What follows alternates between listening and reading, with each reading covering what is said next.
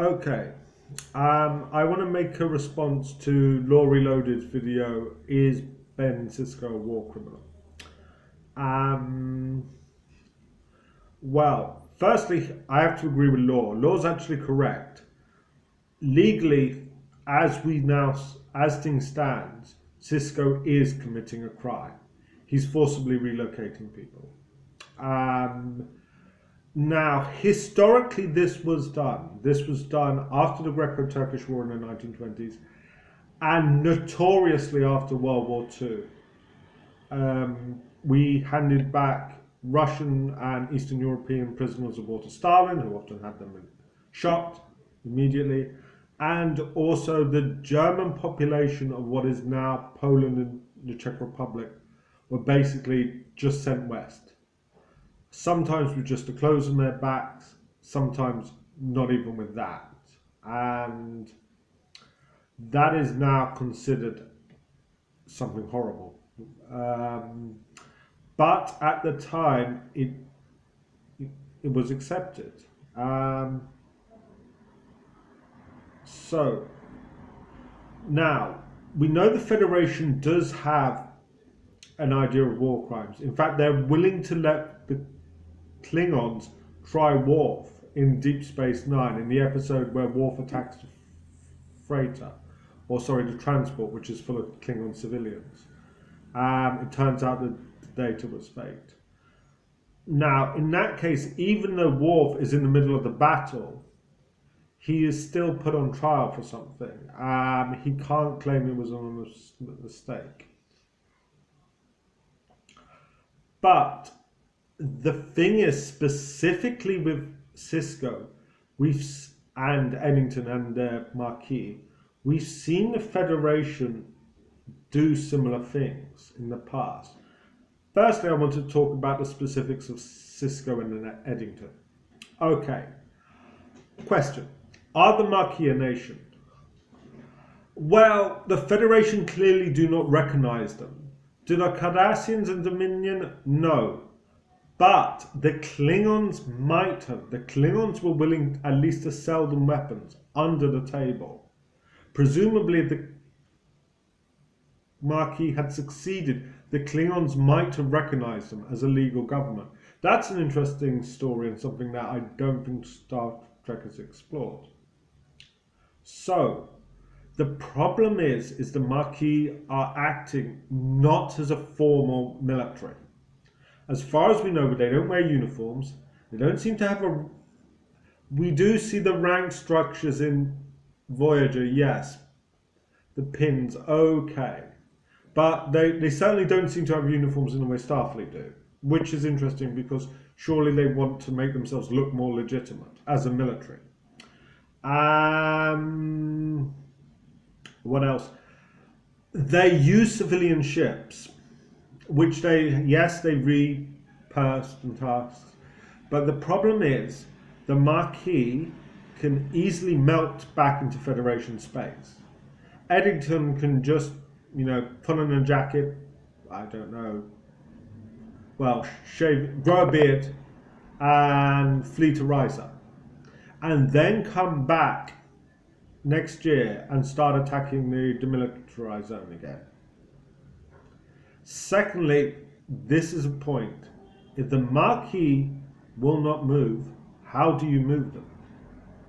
How do you move them? Imagine the Marquis had simply refused to move. They didn't form a military, but they said, no, we're not going to move. And the Federation had signed a deal with Cardassia. Now, it's the element domain and property rights exist in our world, and they exist for a good reason.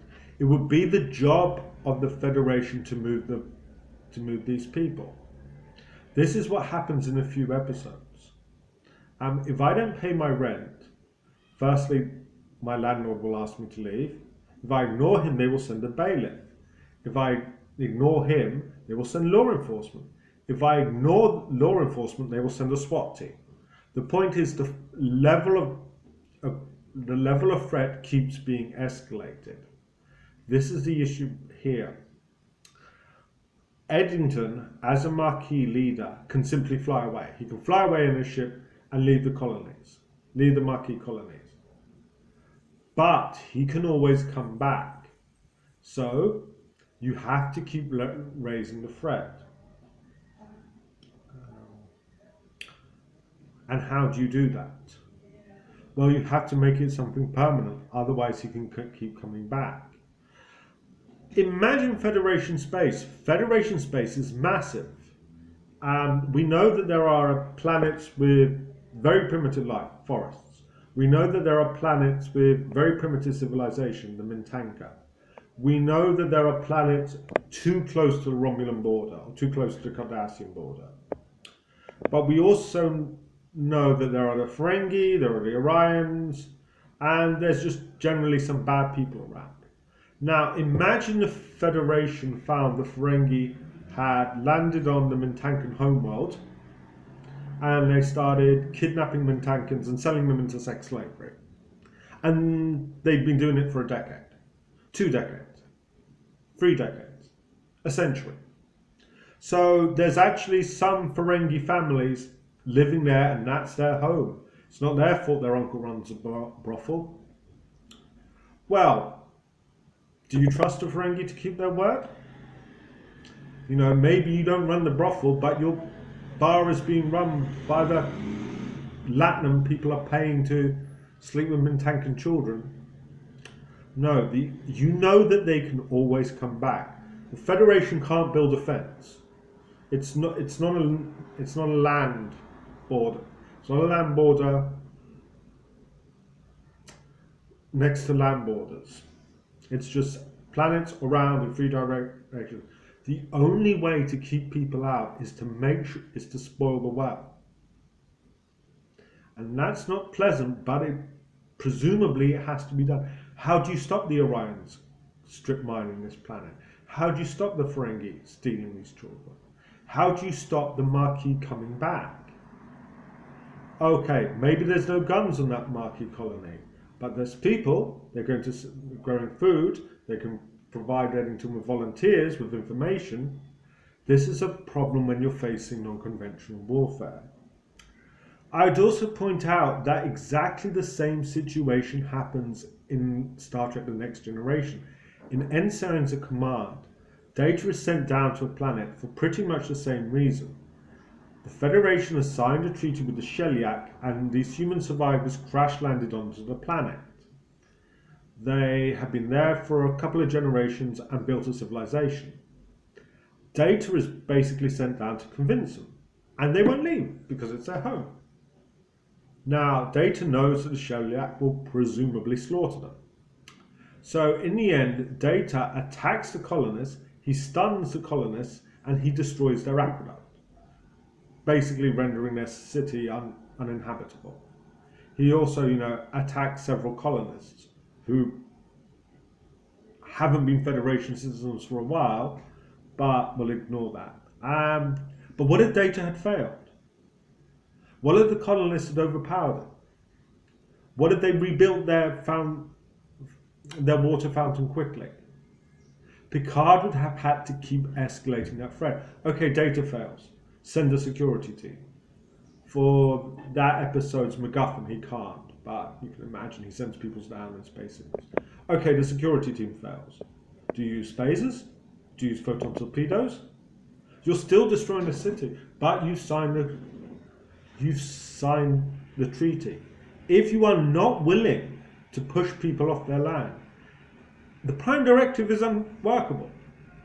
You want to exploit this planet? Okay, Starfleet, I resign. Let's sell Mintankans into slavery. Woohoo!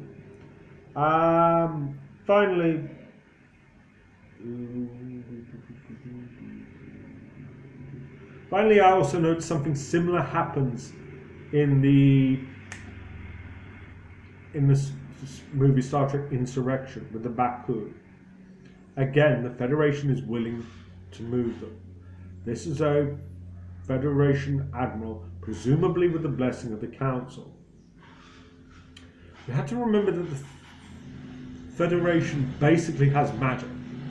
There are so many solutions to everything in the Star Trek universe that, in a sense, because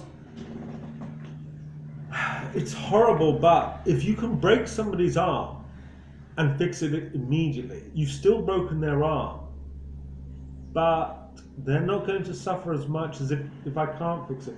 If I can burn down your house and build it up again,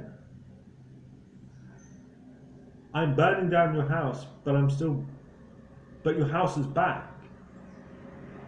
There is a logical problem here.